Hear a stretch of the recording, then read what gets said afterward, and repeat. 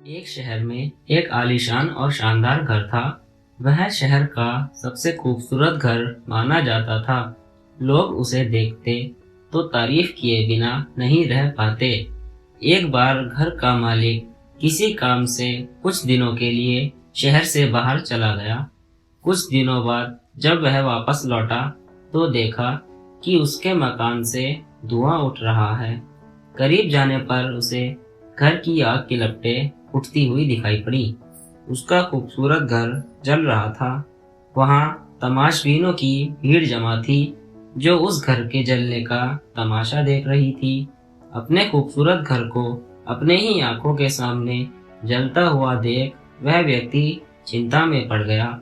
उसे समझ नहीं आ रहा था कि अब क्या करे, कैसे अपने घर को जलने से बचाए। वह लोगों से मदद की गुहार लगाने लगा कि वे किसी भी तरह उसके घर को जलने से बचा ले। उसी समय उसका बड़ा बेटा वहां आया और बोला, पिताजी घबराइए मत, सब ठीक हो जाएगा।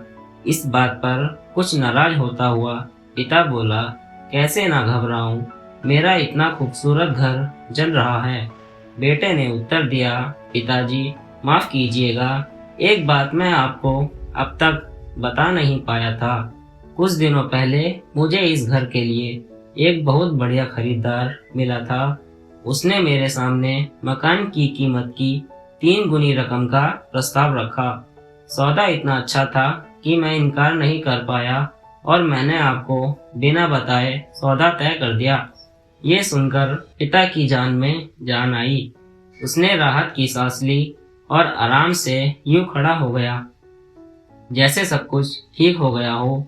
वह अब अन्य लोगों की तरह तमाशबीन बनकर उस घर को जलते हुए देखने लगा। तभी उसका दूसरा बेटा आया और बोला, पिताजी हमारा घर जल रहा है और आप बड़े आराम से यहाँ खड़े होकर इसे जलता हुआ देख रहे हैं। आप कुछ करते क्यों नहीं? बेटा चिंता की बात नहीं है, तुम्हारे बड़े भाई ने ये घर बहुत अच्छे दाम पर बेच दिया है। अब ये हमारा नहीं रहा, इसलिए अब कोई फर्क नहीं पड़ता। पिता बोला, पिताजी भैया ने तो सौदा कर दिया था, लेकिन अब तक सौदा पक्का नहीं हुआ है। अभी हमें पैसे भी नहीं मिले हैं। अब बताइए इस जलते हुए घर के लिए कौन पैसे देगा? यह सुनकर पिता फिर से चिंतित हो गया और सोचने लगा कि कैसे आग की लपटों पर काबू पाया जाए। वह फिर से पास खड़े लोगों से मदद की गुहार लगाने लगा। तभी उसका तीसरा बेटा आया और बोला, पिताजी घबराने की सच में कोई बात नहीं है। मैं अभी उस आदमी से मिलकर आ रहा हूँ जिससे बड़े भाई ने मकान का सौदा किया था। उसने कहा है कि मैं अपनी जुबान का पक्का हूँ। मेरे आदर्श कहते हैं कि चाहे जो कुछ भी हो जाए, अपनी जुबान पर कायम रहना चाहिए।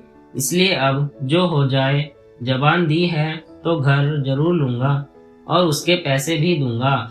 पिता फिर से चिंता मुक्त हो गया और घर को जलते हुए देखने लगा। मित्रों, एक ही परिस्थिति में व्यक्ति का व्यवहार भिन्न भिन्न हो सकता है और यह व्यवहार उसकी सोच के कारण होता है। उदाहरण के लिए जलते हुए घर के मालिक को ही लीजिए। घर तो वही था जो जल रहा था, लेकिन उसके मालिक की सोच में कई बार परिवर्तन आया और उस सोच के साथ उसका व्यवहार भी बदलता गया।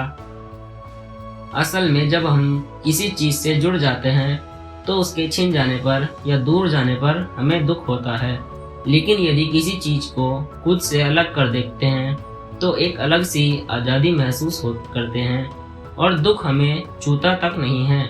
इसलिए दुखी होना और ना होना पूर्णतः हमारी सोच पर और मानसिकता पर निर्भर करता है।